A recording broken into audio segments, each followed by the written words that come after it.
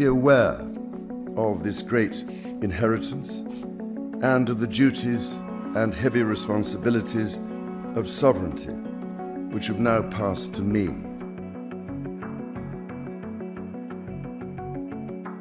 For the first time since Queen Elizabeth's death, King Charles III and his siblings Princess Anne, Prince Andrew, and Prince Edward in a royal procession close behind their mother's coffin. A sea of mourners watching, the solemn cortege making its way down the Royal Mile from the Palace of Holyrood House to St. Giles Cathedral in Edinburgh.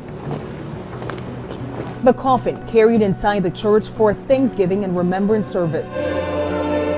The Duke of Hamilton and Brandon placing the crown of Scotland atop the coffin, draped with a Scottish standard. The Queen's body will rest here for 24 hours, allowing the public to say goodbye to Britain's longest reigning monarch. Retired teacher Marion Clemenson arrived just before 6:30 a.m. local time to catch a glimpse. I just can't believe that she's not here, because obviously the whole of my life I've known the Queen, and it was just Thursday, it was just dreadful news. We shed a tear, didn't we? Oh, yeah. Among the mourners, a few anti-royal protesters. Police removing them for disturbing the peace. I think the opinion polls are pretty clear. The vast majority of people in this country want to keep the monarchy. Of course, there are people who disagree. A week from the Queen's funeral in London, tributes outside Buckingham Palace only growing. Earlier today, King Charles making his first address to Parliament, members expressing their condolences to the new King and Queen consort. That lightning advance by Ukrainian forces in the northeast has continued. Troops also now pushing right up to the border with Russia. A stunning admission from Moscow that it has lost almost the entire Kharkiv region in a matter of days. Ukrainian forces marking massive victories in the northeast. Their troops now controlling the strategic military hub of Izium, which was occupied by Russian forces for months. Now, videos circulating online show abandoned Russian tanks and military equipment littering the area.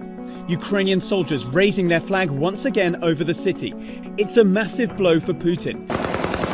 And across a large swathe of territory, troops liberating dozens of towns and villages in video released by the Ukrainian military.